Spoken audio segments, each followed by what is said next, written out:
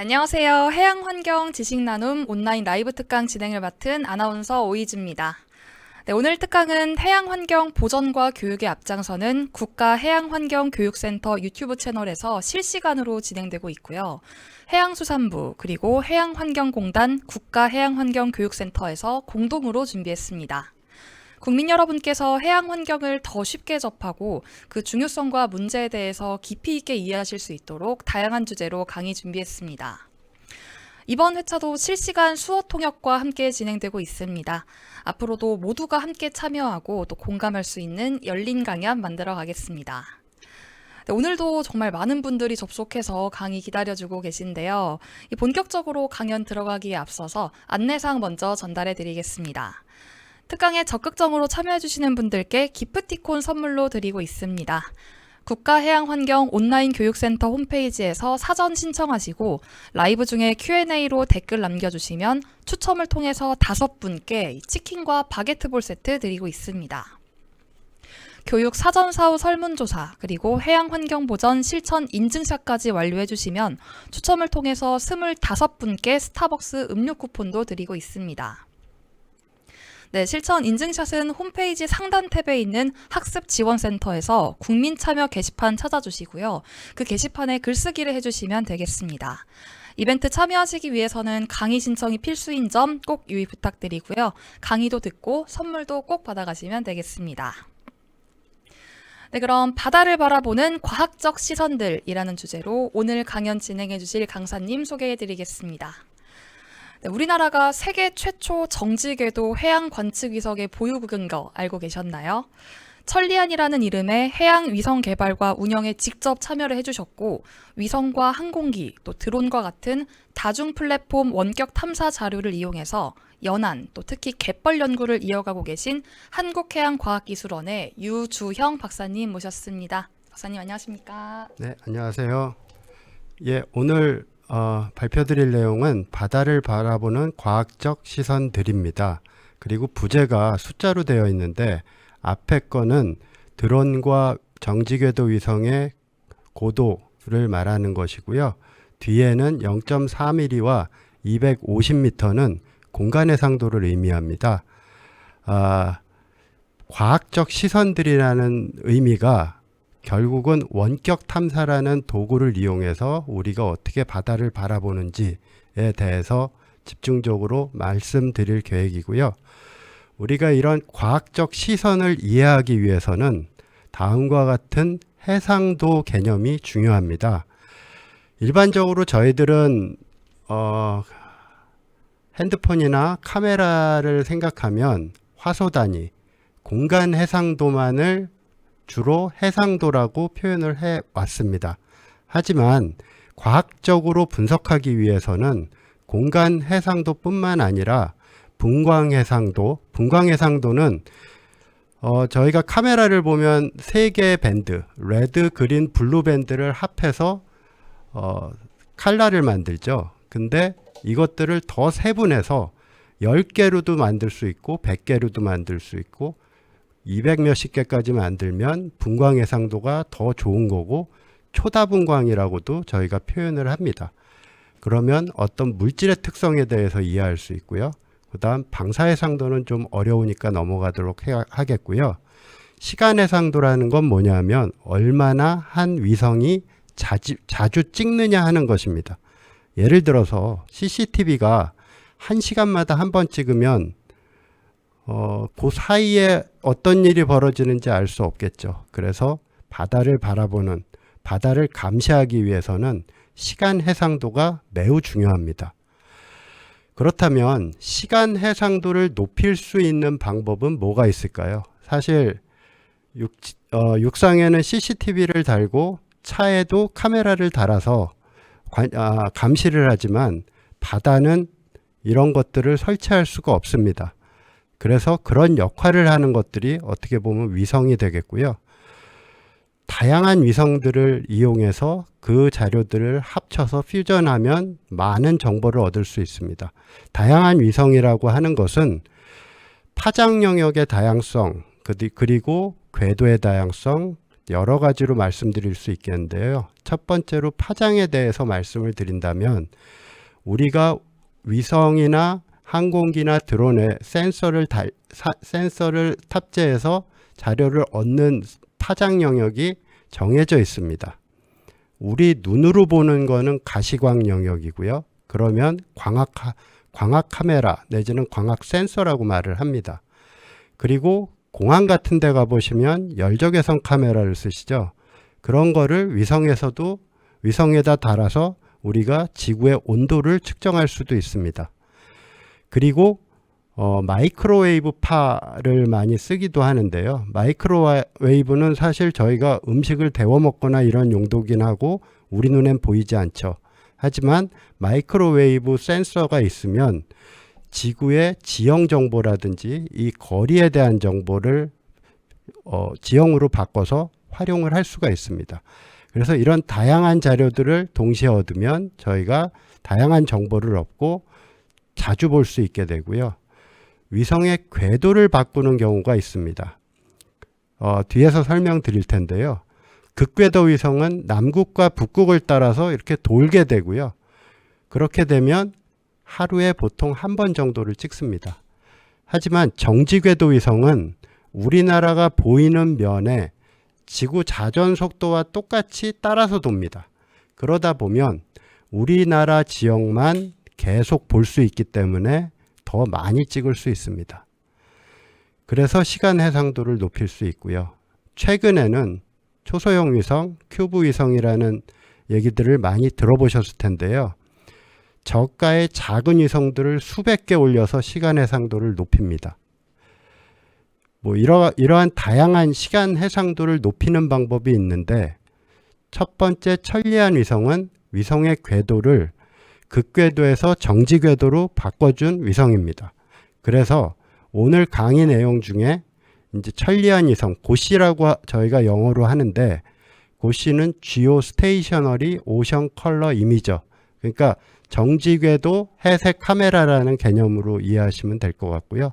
두 번째는 갯벌에서의 공간 정보를 어떻게 업데이트 하는지에 대해서 설명을 드릴 예정입니다. 그리고 세 번째 있는 건 마리타임 도메인 어웨어니스라고 주로 선박과 해양 상황을 감시하는 건데 요거는 기회가 된다면 다음에 설명드리도록 하겠습니다. 일단 고시와 고시2가 있습니다. 그래서 이 극궤도와 정지궤도의 차이가 뭐냐 하면 폴라오빗, 극궤도는 이렇게 남북 방향으로 돌면서 한 지역을 한 번만 찍습니다. 근데 지구가 자전하면 또 그 옆을 찍겠죠. 그래서 극궤도는 한 번밖에 못 찍지만 전 지구를 찍을 수 있다는 장점이 있습니다. 근데 지오스테이셔너리 정지궤도는 위성과 지구 자전 속도가 똑같기 때문에 같은 지역을 여러 번 찍을 수는 있지만 지구 반대편은 찍을 수 없다는 단점이 있습니다. 그러면 저희가 왜 천리안 위성, 정지궤도 해색 위성, 왜 이런 얘기들을 많이 할까요? 천리안 위성은 세계 최초의 정지궤도 해색 위성입니다. 정지궤도는 일반적으로 통신이나 기상 센서를 달아서 통신도 전 지구를 할 필요는 없잖아요. 우리나라만 통신이 되면 되고 기상 자료도 우리나라 주변만 자주 찍어서 정보를 얻으면 되죠. 근데 바다를 보는 해색 센서를 단 게 세계 최초입니다. 그러면 나사나 유럽 우주항공국인 이사 같은 데서 왜 정지궤도 해색을 저희가 올리는 것보다 먼저 올리지 않았을까요? 정지궤도는 궤도가 훨씬 멉니다. 극궤도는 한 500에서 700km 상공에서 찍는다면 정지궤도는 앞에 제목에서 보여드렸듯이 약 36,000km 떨어져서 찍기 때문에 카메라 성능이 훨씬 좋아야 되고 스캐닝하는 타입이 달라져야 됩니다. 그런 아이디어를 저희가 내고 그거를 세계 최초로 2010년에 올린 위성이 천리안 위성입니다. 그리고 고시가 지오스테이셔너리 오션 컬러 이미저죠. 오션 컬러라는 게 뭐냐 하면 태양 빛이 바다로 들어가고 바다 속에 있는 성분들, 주로 식물성 플랑크톤이나 부유퇴적물이나 용존 유기물 같은 것이 흡수를 하거나 산란을 해서 부딪히고 다시 바다 색이 물 바깥으로 나옵니다. 이런 것을 디텍트하는 게 위성이고요. 그러면 이 태양빛이 들어갔다가 물 속의 어떤 작용에 의해서 나온 빛을 디텍트하게 되면 우리가 물 속 성분의 농도를 알 수 있습니다. 물 속에서 색깔과 관련된 성분, 그것들이 식물성 플랑크톤, 부유퇴적물, 용존 유기물이 되는 것이죠. 그러니까 여러분들이 생각하실 때 식물성 플랑크톤 같은 것은 마이크로미터 사이즈인데 36,000km 떨어진 데서 카메라로 찍어서 물속의 그 성분을 몇 미리그램 퍼 미터 큐브, 그러니까 1입방미터의 그릇에 물을 담았을 때 거기에 식물성 플랑크톤이 얼마가 존재하는지를 정량적으로 알 수 있는 게 바로 해색 위성의 원리입니다. 황해는 누렇습니다. 색깔이 누래요. 그게 부유퇴적물이 많아서 그런 거고요. 그 다음에 남해랑 동해는 파랗죠. 부유퇴적물이 거의 없고 식물성 플랑크톤에 의존해서 그렇습니다. 그리고 적조는 빨갛습니다. 이와 같이 물속의 색깔이 달라지는 것을 파악해서 그것들을 분석하는 게 해색 원격 탐사입니다. 그러면 우리가 정지궤도 해색 위성을 개발할 때 어디부터 개발을 하냐 하면 위에 그래프를 보시면 RRS라고 표현이 되어 있는데요. 원격 반사도입니다. 저희가 배를 타고 나가서 우리나라 해역의 원격 반사도를 재고 그 물을 떠서 아래의 그래프를 보시면 흡광 계수를 계산합니다. 그러면 위에서 낮아 보이는 첫 번째 이 프로파일을 보시면 위는 적은데 아래쪽은 볼록 나와 있는 걸 알 수 있고요. 그러니까 반사도가 낮으면 흡광이 많이 되는 밴드고 반사도가 높으면 흡광이 상대적으로 적다는 걸 아실 수 있습니다. 우리나라 물의 특성을 이렇게 광을 측정해서 어느 파장대를 선정하는지에 대해서 연구를 하고 그거에 맞춰서 우리나라 해역에 맞는 센서를 설계해서 만듭니다. 그렇게 만들어진 게 고시1, 고시2고요. 보시면 고시1의 위성은 콤스라고 되어 있는데 콤스라고 되어 있는데 콤스는 위성의 이름이고요. 고시는 센서의 이름입니다. 컴스라는 위성에 3개의 센서, 기상 센서, 통신 센서, 해양 센서가 달려 있는 것이고요. 2호기 때는 GK2B라는 이름으로 바뀝니다. GK2A도 있겠죠. GK2A는 기상 센서를 달았고요. 쌍둥이 위성에 GK2B는 해양과 환경 센서를 달았습니다. 기상 센서가 무거워서 기상 센서는 하나만 달았고 환경과 해양은 2개를 같이 달아서 운영하고 있습니다. GK라는 게 지오컴셋의 약자입니다. 현재 고시2를 관측하고 있고요. 밴드가 1호기 때는 8개였는데 밴드가 13개로 늘었습니다.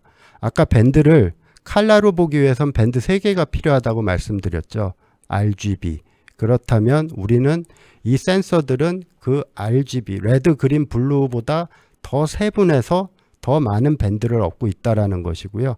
공간 해상도가 250m다라고 하는 거는 하나의 최소 격자가 250m 바이 250m를 디텍트 할 수 있다는 것입니다.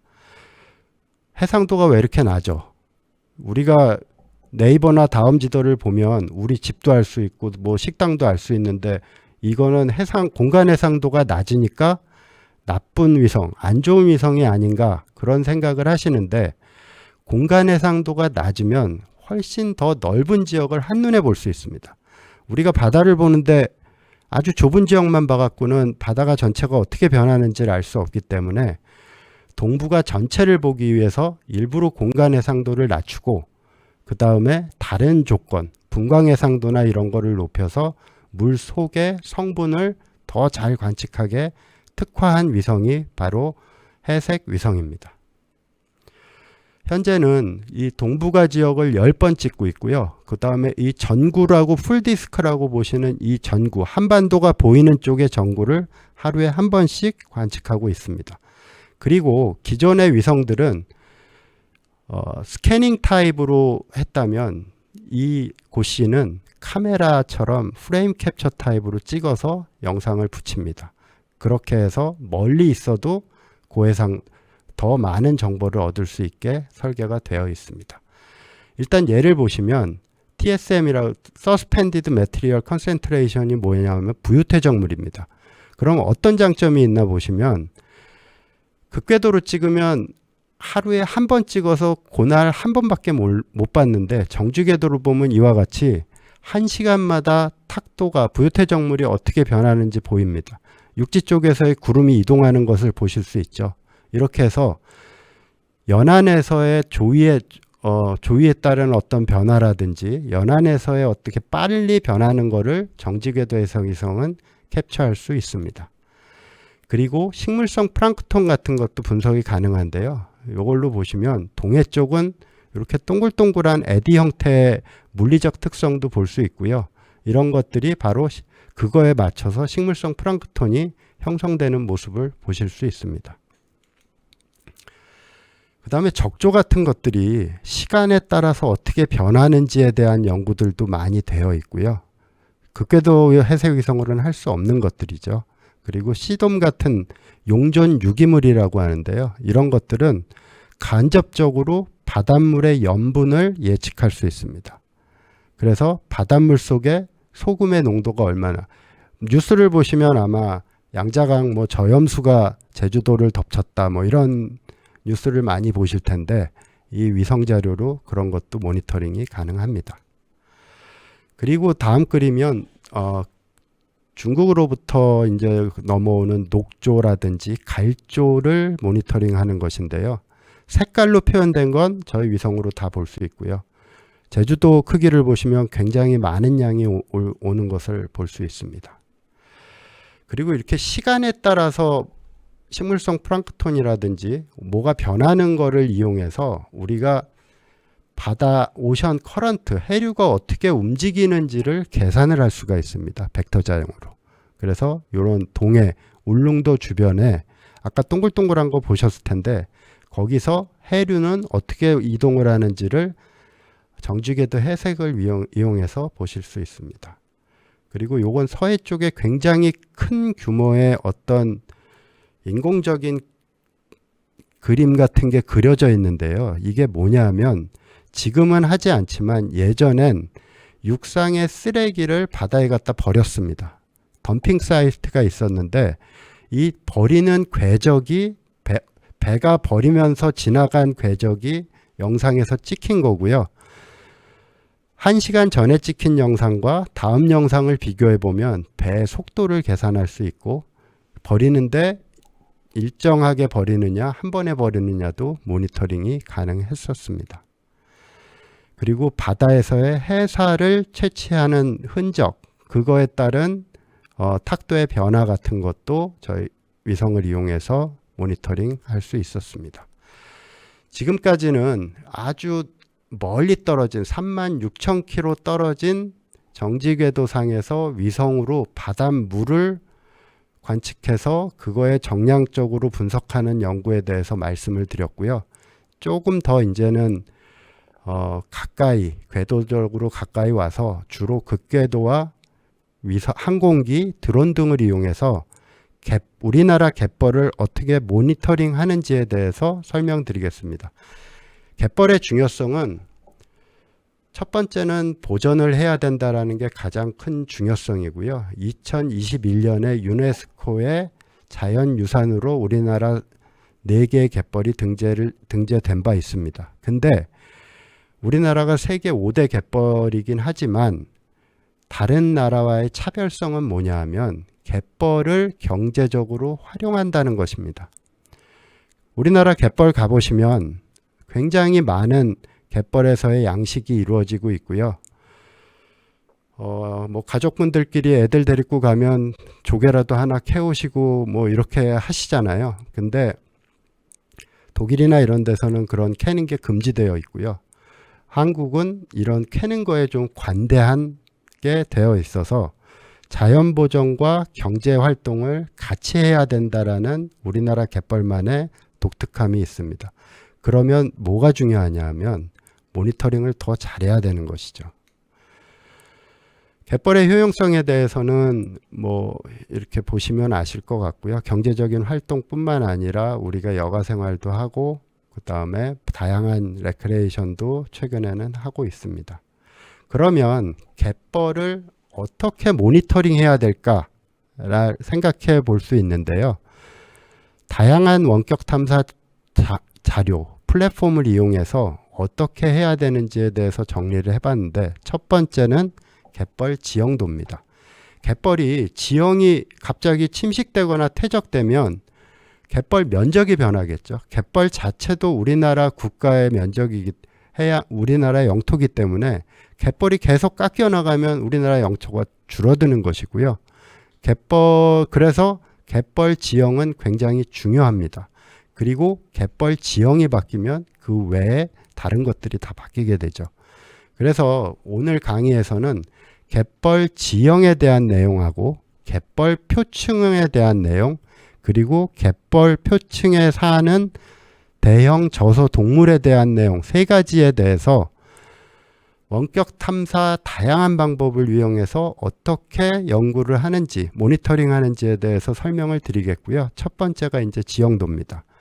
근데 갯벌 지형을 생각하시면 굉장히 완만합니다. 경사도가 1도도 안 돼요. 근데 1도도 갯벌 가서 보시면 그냥 평평한데 그게 경사를 갖고 있기 때문에 물이 들어왔다 나갔다 하는 거죠. 조위에 따라서. 그리고 강화도 같은 데는 조차가 9m까지도 나기 때문에 완만한 와중에도 경사는 있다. 그거를 어떻게 만드느냐. 크게 보시면 위성으로 만드는 방법은 워터라인 방법이라고 해서 물의 조위에 따라서 경사를 예측하는 방법이 있고요.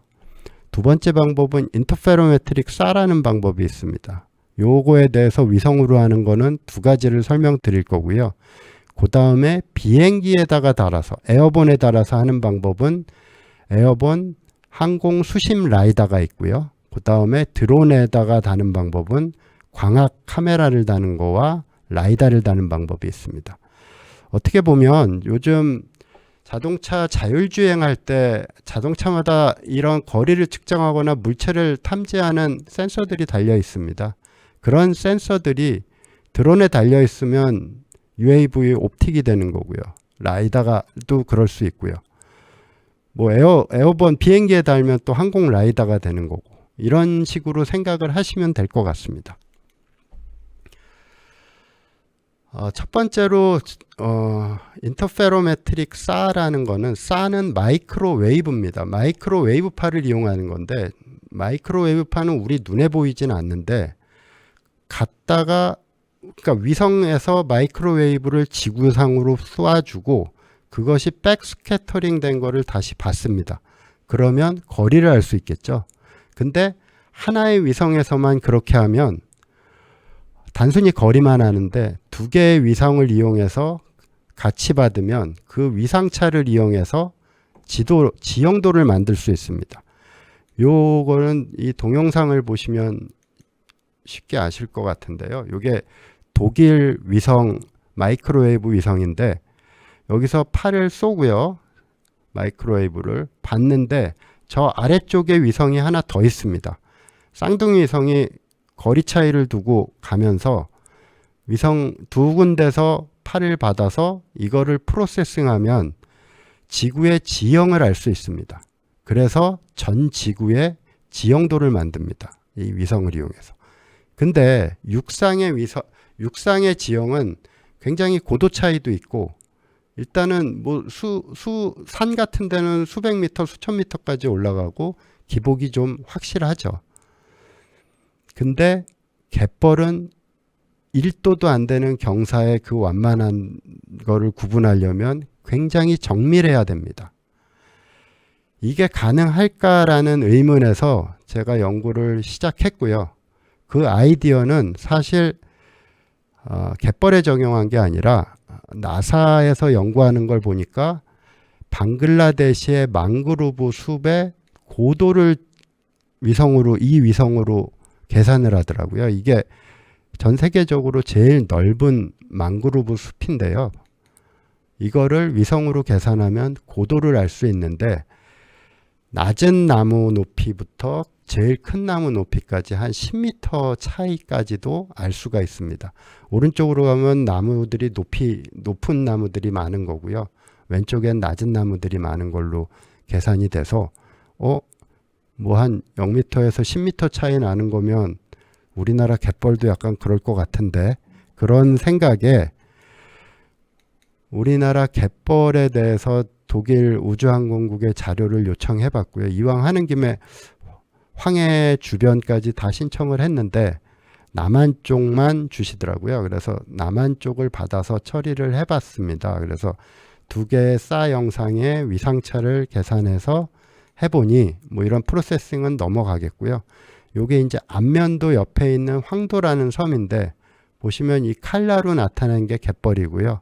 갯벌의 고도, 지형도를 알 수 있었습니다. 그리고 강화도 쪽에 보시면 이렇게 복잡한 조류로가 발달한 갯벌이 있는데 이런 부분에서도 고도를 알 수 있었고요. 그 다음에 곰소만이라는 새만금 바로 밑에 지역입니다. 이런 지역에서도 저희가 위성으로 지형을 알 수 있었습니다.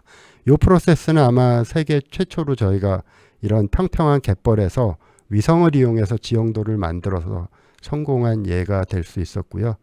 현장에서 관측한 측량 자료와도 굉장히 잘 일치했습니다. 근데 이제 우리나라 위성이 아니다 보니까 자료를 자주 찍어서 모니터링 하기가 어렵습니다. 그래서 이제 광학위성으로 고시2, 아까 말씀드렸던 고시2, 뭐 랜셋, 미국 위성, 센티넬, 유럽 위성, 이런 것들을 이용해서 워터라인 방법을 이용해서 우리 남한 전체의 갯벌을 모니터링할 수 있는 방법은 없는지 고민을 했고요. 밑에 그래프가 뭐냐 하면 랜셋이나 센티넬 위성 같은 거는 극궤도입니다. 랜셋은 16일 만에 한 번씩 찍기 때문에 1년에 몇 번 안 찍습니다. 하지만 고시는 하루에 10번 찍기 때문에 저렇게 영상을 취득하는 빈도가 많이 찍힌다는 것이죠. 이 방법을 이용하면 예를 들어 고시2는 1시간마다 찍으니까 물때가 1시간마다 조위가 다를 거 아닙니까? 그러면 그걸 이용해서 우리가 물이 점점 차는 것을 파악할 수 있고요. 그 갯벌의 면적을 역으로 계산하면 갯벌의 지형을 알 수 있습니다. 근데 이제 약간 고해상도로 보시면 저게 황도라는 섬에 물이 빠지기 시작하면 면적이 넓어지죠. 그 다음에 제일 물이 많이 빠지면 이제 갯벌이 이렇게 노출되는 걸 알 수 있어서 단순한 방법이긴 하지만 이 방법을 이용해서 프로세스해서 남한 전체의 지형도를 만들고 전체적으로 갯벌 지형이 어떻게 변하는지를 저희가 자주 모니터링을 하는 시스템을 만들고 있습니다. 그리고 변한 지역은 오른쪽에 보시면 아주 고해상도의 드론 자료인데 변한 지역은 항공기나 드론을 가져가서 정확하게 어디가 변했는지를 알 수 있도록 지금 시스템화를 하고 있습니다. 이런 1m도 안 되는 굉장히 저 드론 자료는 센치 단위로 이 수직 고도가 변하는 걸 알 수 있는데 저런 게 왜 우리나라 갯벌에서 의미가 있을까 생각해 보시면 예를 들어 저런 황도 같은 데는 황도 바지락 칼국수 많이 먹어보셨을 것 같은데요. 바지락 최대 생산지 중에 하나인데 10cm, 5cm만 퇴적이 돼도 바지락이 집단 폐사합니다. 그리고 또 깎여나가도 마찬가지로 폐사를 하죠. 그러니까 우리가 아주 정밀하게 그 원인을 파악하기 위해서는 정밀한 갯벌 지형도가 필요한 것입니다. 그래서 우리나라 전체 지역에 대해서 장기적으로 40년 동안 위성 자료를 다 모아서 어떻게 변해가고 있는지를 분석하는 시스템을 지금 제가 사업으로 만들고 있고요. 보시면 DB화된 게 위성 영상이 한 5,000장 됩니다. 이 5,000장을 사람이 다 분석할 수가 없어서 자동으로 분석해서 어디가 퇴적되고 어디가 침식됐는지를 자동으로 알려주는 그런 시스템을 지금 만들고 있습니다. 그래서 40년 동안의 결과를 이렇게 보시면 저기 지금 동영상으로 2018, 2013, 18, 23 이렇게 변하는데 강화도의 바깥쪽입니다. 저런 사주들은 한강에 비가 많이 온다거나 이러면 사주들이 이렇게 수시로 이동을 합니다. 그리고 오른쪽 그림을 보시면 강화도 남단의 갯벌인데 그쪽은 큰 변화가 없습니다. 이런 식으로 외해역 쪽은 사주들은 뭐 하루 며칠만 해도 큰 변화가 생기고 그러면 배들이 이동하는 길목에서 없던 사주가 갑자기 생기면 배가 얹히는 경우도 있기 때문에 이런 시스템들이 있으면 항해를 위해서도 굉장히 유리할 것으로 생각이 됩니다. 그 다음에 우리나라 연안에서는 많은 어떤 변화가 있었죠. 그 새만금 같은 방조제 사업도 하고 여러 가지 일들이 있었는데 그런 인공적인 변화, 자연적으로도 기후변화에 의해서 해수면이 상승하기도 하는데 또 주변의 어떤 인공적인 변화에 의해서도 갯벌은 계속 변합니다. 그래서 이 곰소만 갯벌 같은 데서 40년 동안 몇 년 단위로 어떻게 변해가는지에 대한 모니터링도 저희 사업에서 지금 연구를 하고 있습니다. 그러려면 아주 정밀한 자료와 덜 정밀한 위성, 정밀한 항공기 자료, 왼쪽의 그림은 항공수심 라이다로 작년에 찍은 영상이고요. 오른쪽은 해상도는 좀 낮지만 위성으로 분석한 그림인데요. 두 개의 경향이 매우 비슷한 것을 아실 수 있을 것 같고요. AB 라인의 프로파일을 봐도 경향이 굉장히 유사합니다. 그래서 위성, 해상도가 낮은 위성으로 자주 보면서 변화를 파악하고 변한 부분만 항공기로 업데이트하는 그런 시스템으로 지금 준비를 하고 있습니다. 위성으로 갯벌 지형도를 만드는 방법에 대해서 지금까지 설명을 들었고요. 그 다음에 항공수심 라이다는 어떤 원리냐 하면 비행기에 레이저를 2개 답니다. 그래서 저희가 뭐 발표할 때 그린 레이저도 쓰고 빨간 레이저 포인트도 쓰는데 그런 레이저를 달아서 그린 레이저는 물을 투과하고 물 속에 지형에서 반사를 하고요. 다른 파장대의 레이저는 물에서 반사를 합니다. 그러면 물 속에 들어가서 지형에 맞고 나온 거를 해석하면 지형을 알 수가 있습니다. 물에 잠겨 있어도 지형을 알 수가 있는 거죠.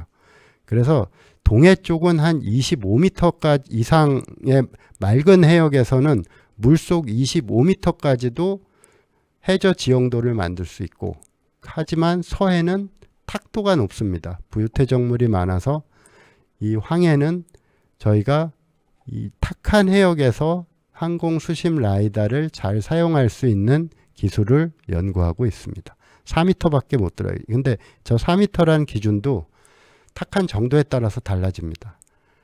이게 물이 조위에 따라서 탁할 때도 있고 맑을 때도 있거든요. 그래서 그거 어느 시점에 찍는 게 효율적인지 뭐 이런 것들에 대한 연구도 하고 있습니다.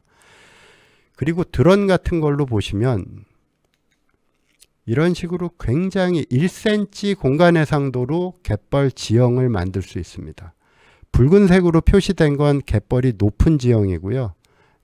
오른쪽에 보시면 상대적으로 파래지는 거는 갯벌이 완만한 지형인데 사실 이렇게 지형 색깔로 표시를 해서 그렇지 한 2km 되는 넓은 면적에 2m, 3m, 4m 뭐 요 정도 고도 차이밖에 없기 때문에 가서 보면 그냥 평평하다고밖에 볼 수 없지만 드론으로 이렇게 디텍트를 해서 지형도를 만들면 아주 정밀한 지형을 알 수 있다는 걸 말씀드릴 수 있겠고요. 그 다음에 저기 이렇게 좀 갯골이라고 하는데 물이 들어가는 이 조류로라고 할 수 있고요. 저 갯골에 대한 정보도 굉장히 중요합니다. 갯벌에서 사고가 많이 나는 이유 중에 하나가 저 갯골에 먼저 물이 차게 되면 육지로 빠져나갈 수가 없기 때문에 그렇습니다. 이게 그냥 갯골이 없다면 물이 점진적으로 들어올 텐데 갯벌에는 갯골이 존재하기 때문에 갯골부터 차면 빠져나오기가 어려워집니다. 그래서 그런 안전에 대한 내용도 이런 정밀 갯벌 지형도로 우리가 활용할 수 있습니다.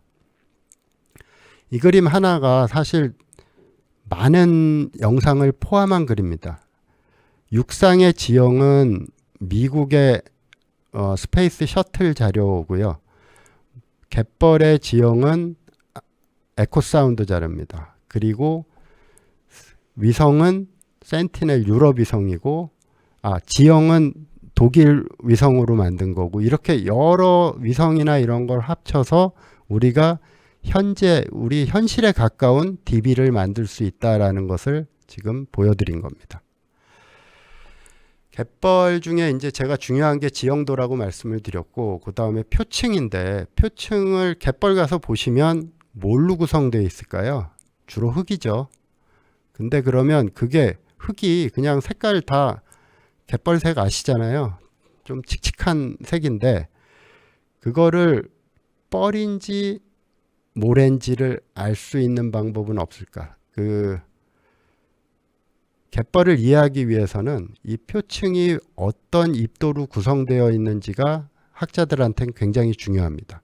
근데 그거를 하는 방법은 일반적으로는 흙을 떠다가 실험실에서 채를 이용해서 분리를 해서 0.064mm 기준으로 그거보다 큰 입자가 많으면 샌드, 그거보다 작으면 머드 이런 식으로 구분을 하는데요. 그거를 많이 샘플을 해오면 해올수록 분석하는 시간도 굉장히 오래 걸리게 됩니다. 근데 최근 들어서는 굉장히 빨리 변하고 있고요. 그런 것들을 위성으로 할 수 없을까 고민을 제가 한 15년, 20년 가까이 해오고 있습니다. 이 그림에서 왼쪽에 보시면 위성입니다. 근데 우리 눈으로 보는 색이 아니라 RGB 색깔이 아니라 니어 인프라레드라는 장파장을 하나 넣어서 보면 저 하얗게 보이는 부분이 머드 지역입니다. 나머지는 샌디한 지역이고요. 그거를 두 번째 그림 보시면 우리가 현장 조사를 해갖고 현장 조사를 내삽해서 그림을 그려보면 저런 식으로 되는데 위성과 저 그림, 초등학생이 그린 그림 같은 저거는 차이가 많이 납니다. 그럼 뭐가 더 정확할 거냐? 저희가 현장 조사를 많이 해보니까 위성 쪽이 더 정확하더라. 물론 저 현장 조사를 개수를 많이 늘리면 정확해집니다. 근데 힘들죠. 갯벌에서 흙을 떠오고 그걸 분석하는 게 힘들기 때문에 진짜 자세한 걸 위해서는 현장 조사를 해야 되지만 효율적인 연구를 위해서는 어떻게 해야 할 것이냐에 대해서 지금 계속 고민을 하고 있고요. 위성으로 하는 데는 분류 카테고리, 그러니까 몇 개를 구분할 건지에 대해서도 고민을 해야 됩니다. 자세히는 못하겠죠. 아까 보여드렸던 이게 지형이고요. 이 지역에 대해서 태적상 분류를 해봤는데 한 10가지 항목으로 구분을 해봤을 때는 60%에서 70% 사이 정도 맞습니다. 근데 이 방법을 지금 개선하고 있고요. 그 개선하는 방법은 결국은 이 분류의 항목을 원격 탐사 자료 맞춤형으로 좀 조정을 하고요.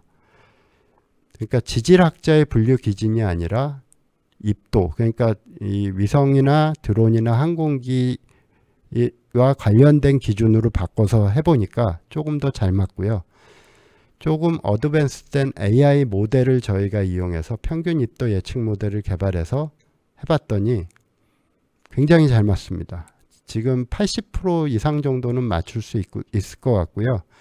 이런 연구를 지금 보시면 2015년에도 저희가 현장 조사와 드론을 촬영을 했고요.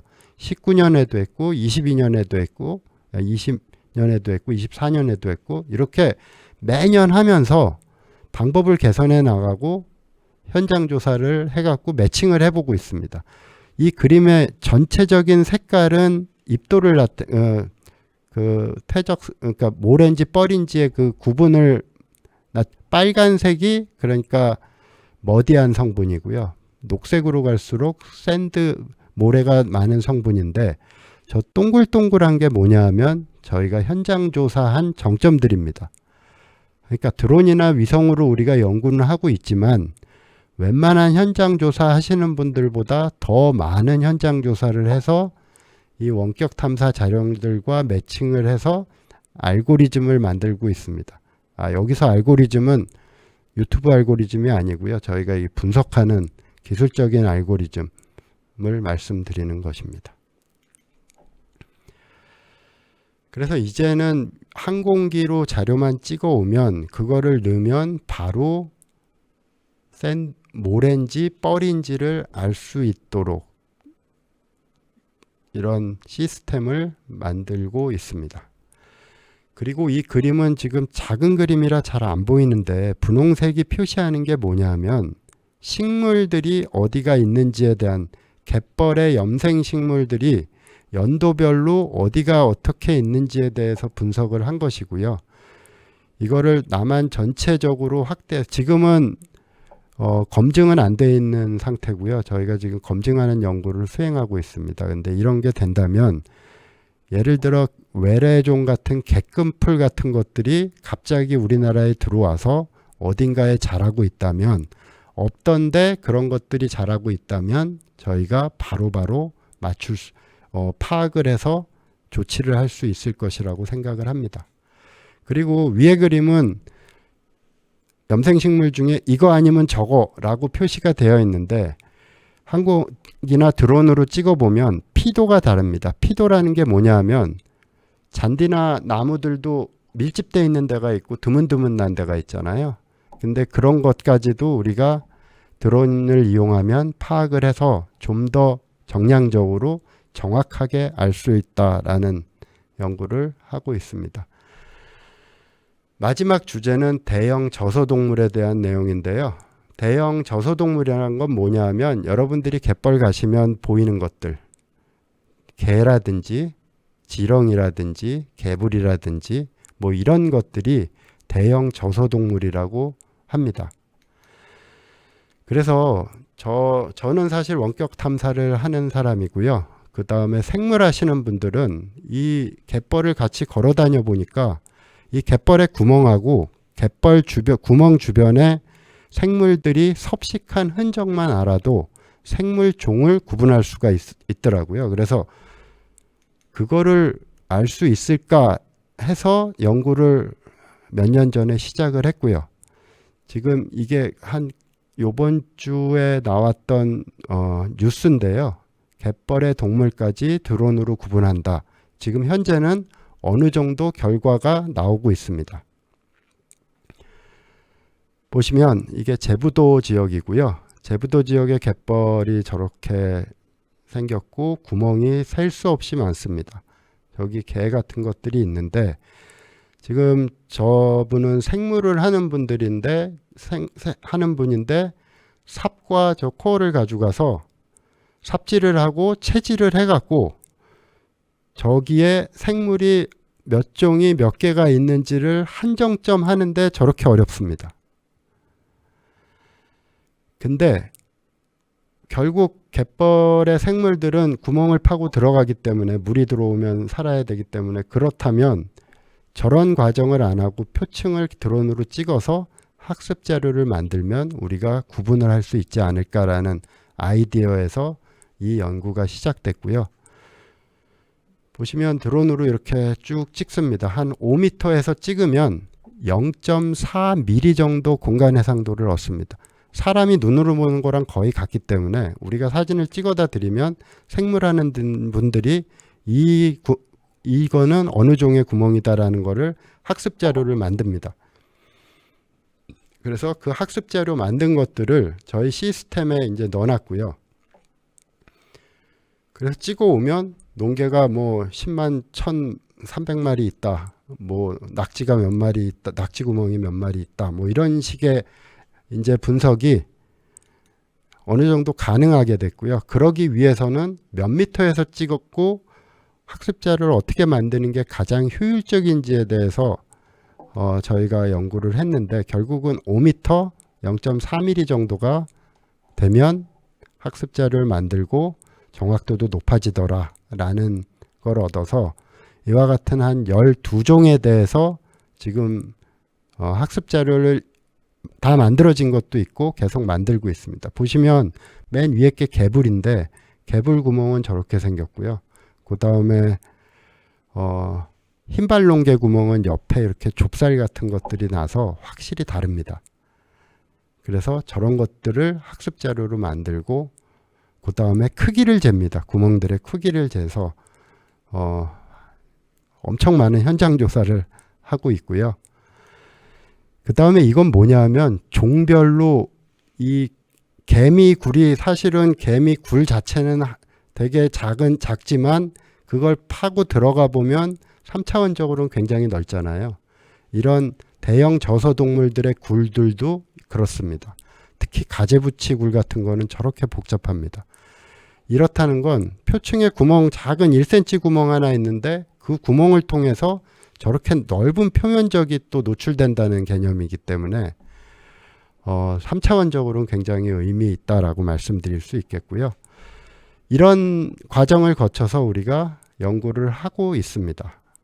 그래서 현장 조사를 많이 해서 어떤 종은 16,000개의 학습 자료가 있고 어떤 종은 6,000개 정도로 아직도 좀 멀었습니다. 그래서 더 많이 이제 학습 자료를 만들어야 되고요.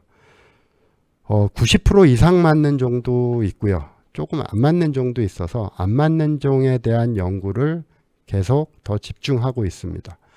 결과론적으로는 이런 그림이 나옵니다.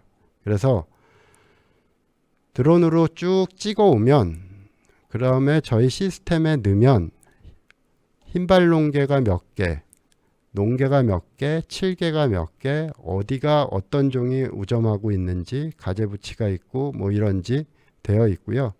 여기 보시면 종하고 슬래시하고 숫자가 보이실 텐데요. 이 숫자는 구멍 크기에 따른 이 생물 종의 크기입니다. 그래서 생체량이라고 하는데요. 작은 개가 있는 건지 큰 개가 있는 건지 이런 것들까지도 다 계산이 가능한 시스템을 지금 준비하고 있습니다. 그래서 일례로 보시면 농개는 발이 하나가 저렇게 큽니다. 그러면 저 발하고 저 서식굴의 구멍 지름하고 비례합니다. 그리고 암캐와 수캐 사이즈가 조금 다릅니다. 그래서 이런 거를 크기를 재와 갖고 모델을 만들어 보면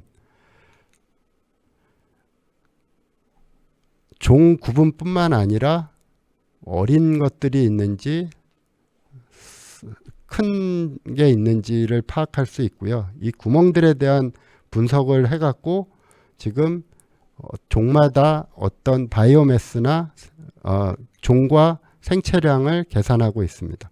그래서 이런 것들이 앞으로는 자동으로 될 수 있도록 지금 준비를 하고 있는데 잘 될 것 같습니다. 결국 이런 갯벌 연구를 통해서 제가 드리고 싶은 말씀은 우리가 육상도 지도를 해보면 도로 지도를 만들었으면 GIS로 디지털화를 하죠. 근데 길이 새로 생긴 건 어떻게 아냐.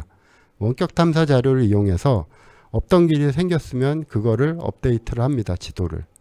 근데 도로 같은 거는 워낙 천천히 변하고 규모가 크니까 변화에 대해서 우리가 파악을 할 수 있지만 자연 현상이나 갯벌의 환경, 바다에서의 환경 같은 것들은 어디가 어떻게 변하는지도 모르고 그 다음에 자료 양도 굉장히 많습니다.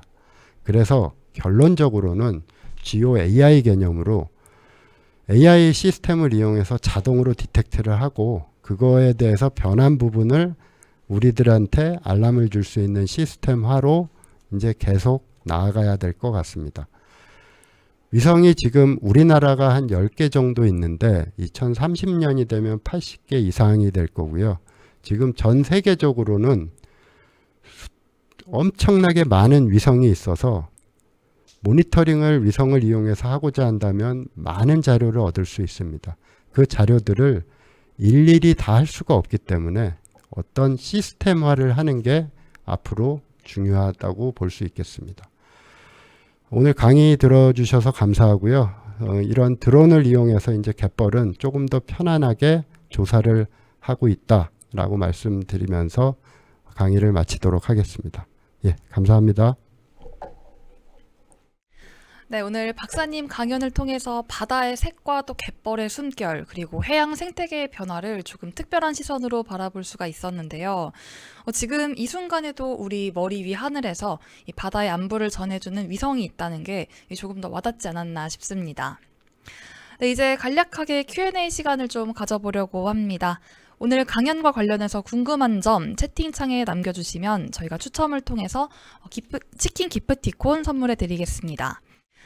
질문에 선정되신 분은 당첨자 확인을 위해서 꼭 아래 메일로 아이디와 연락처 함께 전달해 주시면 감사하겠습니다. 네, 먼저 곰탕 재료푸님의 질문이 올라왔는데요. 네, 위성의 수명은 평균적으로 어느 정도인지, 그리고 다음 위성에는 어떤 센서를 설치해야 되는지 궁금하다고 질문 주셨습니다. 위성을 구분하려면 너무 많이 구분해야 돼서 일단 천리안 기준으로 한다면 천리안 위성은 수명이 한 10년 정도 됩니다. 그래서 만들어서 정지궤도상에 올리고 10년 정도를 쓰는데요. 어떤 센서를 해야 되냐? 그래서 지금 고시 1호가 10년에 올라갔고 2호가 20년에 올라갔고 지금 30년이 5년밖에 안 남았잖아요. 지금 올해 3호를 준비하고는 있습니다. 근데 정부의 예비 타당성 조사를 통과하면 3호를 이제 앞으로 5년 내지 6년 동안 만들 계획이고요. 어떤 센서냐 하면 조금이라도 좋게 만들어야 되기 때문에 아까 말씀드렸던 회색 위성은 분광 해상도, 밴드가 많을수록 좋습니다. 그래서 밴드를 4개 정도 추가할 예정이고요.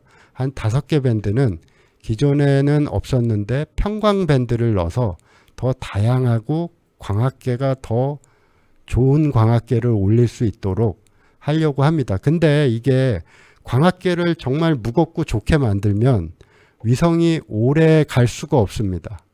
연료라든지 이런 것 때문에 광학계가 커지면 커질수록 성능은 좋아지는데 위성의 수명은 줄어들 수 있다. 이게 한계고요. 일반적인 위성에 대해서 설명드리면 극궤도 위성 같은 거는 궤도가 낮으면 낮을수록 고해상도 자료를 얻을 수 있는데 반면에 위성 수명은 짧아집니다.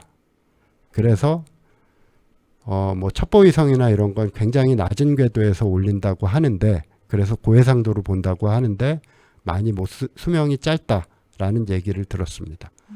네. 제가 박사님 강의 듣다가 조금 궁금한 점이 생겼는데요. 네. 해양 위성은 정부만 쓰는 건지 궁금하고요. 네. 혹시 뭐 개인이나 기업도 활용할 수 있는 방법이 있는지 그런 궁금점이 들었습니다. 원하시는 분들 다 쓰실 수 있고요. 지금 천리안 위성은 저희 한국해양과학기술원에서 수신을 해서 처리를 한 다음에 국립해양조사원의 국가해양위성센터에서 모든 분들한테 제공을 하고 있습니다. 심지어는 우리나라만 보는 위성인데도 네. 1호기 때는 미국 나사의 미러 사이트를 만들어서 그쪽에서도 연구하는 분들한테 제공을 했었습니다. 이게 공간 해상도가 낮으면 250m 해상도는 사실은 뭐 이런 보안이라든지 이런 거에 걸리지 않기 때문에 누구나 쓸 수 있습니다. 네, 답변 감사드립니다. 네, 궁금증이 해소가 잘 됐고요. 네, 이어서 세 번째 질문도 받아보겠습니다. 네, 유드라이브님 질문이고요. 최근 개체수가 유의미하게 감소하거나 증가하고 있는 저서 생물에는 어떤 것들이 있는지, 이러한 변화가 또 갯벌 생태계의 건강성을 나타내는 중요한 지표가 될 수 있을지 궁금하다고 질문 주셨습니다. 네, 질문 수준이 아주 높으신데요. 사실은 저거를 하고자 하는 게 저희 연구의 목적입니다. 그래서 지금 현재는 기술 개발을 하고 있는 거고요. 몇 년이 지나면 우리가 만든 시스템을 이용해서 아마 지금 주신 이런 질문들에 답을 드릴 수 있을 것 같습니다. 사실 현재 현장 조사만 의존하면 이렇게 저서생물들이 증가하거나 감소하는지를 몇 개 정점만 갖고 비교하는 건 쉽지가 않거든요. 네. 근데 저희가 만약에 이 시스템이 완성되고 이걸 이용해서 공간 자료를 얻는다면 정확하게 파악할 수 있겠죠. 저 질문의 답을 조만간 드릴 수 있도록 노력을 많이 하겠습니다. 네, 이어서 이솔님 질문 받아보겠습니다. 대기에 빛 파장이 부딪히면 파장이 변하는데 위성 센서에 영향을 줄 수 있을까요? 회색 구분이 중요한 위성이라고 하셔서 궁금해졌다고 질문 주셨습니다. 이 질문도 굉장히 중요한 질문인데 사실 천리안 위성이 36,000km 정도 떨어져서 바다를 보려면 대기를 통과해야 됩니다. 대기를 한번 통과해서 바다에 들어갔다가 다시 나와서 대기를 통과해서 센서에서 태양에서 나온 빛이 대기를 통과했다가 바다 들어갔다가 다시 센서로 와야 되잖아요. 그래서 사실은 해양의 신호가 10%고 대기 신호가 90%입니다. 네. 그러면 우리가 대기 신호를 제거해 줘야 해양의 정확한 값을 알 수 있어요. 그래서 우리 위성센터에서는 이 대기의 효과를 제거하는 연구만 하는 분이 있습니다. 그래서 그 에어로졸이라든지 이런 것들을 없애고 바다의 신호만 순수하게 얻어내는 연구가 사실은 어떻게 보면 굉장히 중요하고 정량적인 분석에서는 키포인트라고 말씀드릴 수 있겠습니다. 그리고 질문 잘하셨네요. 네. 오늘 질문 수준이 네, 높아요. 굉장히 높다고 느껴지는데요. 이번엔 백동환님의 질문입니다. 네, 싸에서 마이크로파를 사용해서 지형도를 만들 때 대략 몇 개의 위성을 통해서 정밀하게 만들 수 있는지 궁금하다고 질문 주셨습니다. 최소한 2개입니다. 그래서 옛날에 스페이스 셔틀, 나사에서 스페이스 셔틀을 쓰던 시기가 있는데 그때는 셔틀에 사 센서를 2개를 달아서 했고요. 지금은 위성에 하나씩 달아서 2개의 쌍둥이 위성이 날아서 지형도를 만들죠. 근데 만약에 3개의 패스를 이용하면 지형의 변화까지도 알 수 있습니다. 그래서 사 위성을 이용해서 최근에는 지반 침하라든지 그런 것들을 파악할 수 있고요. 활용도는 굉장히 많다고 볼 수 있을 것 같은데 그런 사 활용 관련해서도 굉장히 많은 내용이 있기 때문에 네. 그거는 다음에 기회가 된다면 설명을 드리도록 하겠습니다. 네, 이어서 박은주님 질문입니다.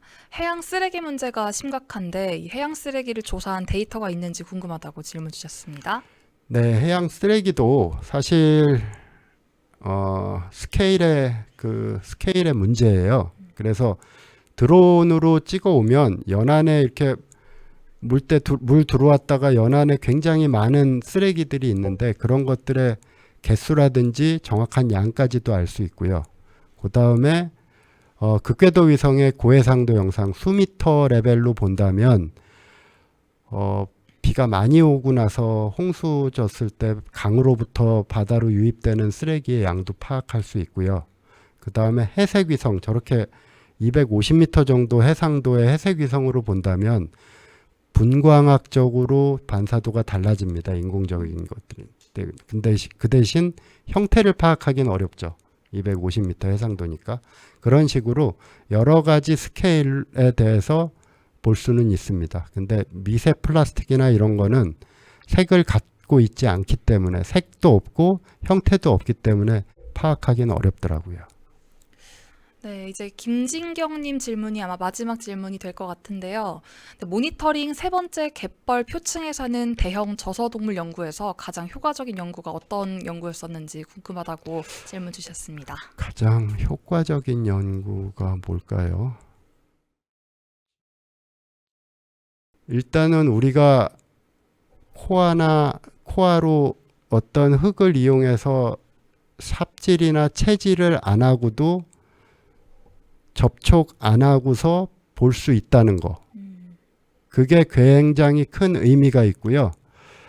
기후변화에 의해서 지금 굉장히 갯벌도 빠르게 변하고 있습니다. 네. 근데 만약에 현장 조사만 의존한다면 샘플을 해다가 분석하고 현미경 보고 이러는데 너무 오랜 시간이 소요됩니다. 근데 우리가 위성이나 드론으로 한다면 단시간에 할 수 있기 때문에 변화는 패턴을 이해할 수 있을 것 같아요. 그러니까 이제는 어디서 어떻게 변했다가 중요한 게 아니라 변화하는 이 경향성이나 이런 게 어떻게 될지를 이해하는 게 중요하고 그래야 우리가 예측을 할 수 있다. 그래서 이 위성이나 항공기나 드론을 쓰면 갯벌의 지형, 표층, 대형 저소동물을 함께 연구함으로써 빨리 변화를 알 수 있고 변화의 패턴을 알 수 있다. 그게 제일 효과적이라고 저는 생각합니다. 네, 오늘 정말 다양한 질문 보내주신 시청자 여러분들도 정말 감사드리고요. 오늘 이런 많은 질문에도 잘 답변해주신 박사님께도 다시 한번 감사드립니다. 네, 앞서 오프닝에서 말씀드렸던 것처럼 풍성한 이벤트 마련돼 있습니다. 간단하게 참여하셔서 혜택까지 꼭 챙겨가시길 바라겠고요. 네, 지금 화면에 띄워드리는 내용은 지난 5회차 이벤트 당첨자분들입니다. 당첨되신 분들께는 기프티콘이 개별적으로 발송될 예정이니까요. 확인해 주시면 되겠습니다. 설문조사는 라이브 종료 후에 뜨는 화면 속 QR코드에 접속하신 다음 나의 강의실에서 진행해 주시면 되고요. 내일 오후 1시 이후부터 일주일 동안 참여 가능하니까요. 잊지 마시고 많은 참여 부탁드리겠습니다. 네, 끝으로 다음 강연은 10월 16일 목요일 저녁 8시 바다가 겪은 재난, 우리가 꼭 알아야 할 이유라는 주제로 선박해양플랜트 연구소의 이문진 박사님의 특강이 진행될 예정입니다. 오늘부터 신청 접수 받고 있으니까요. 많은 참여 부탁드리겠습니다. 네, 시청해주신 여러분 고맙습니다.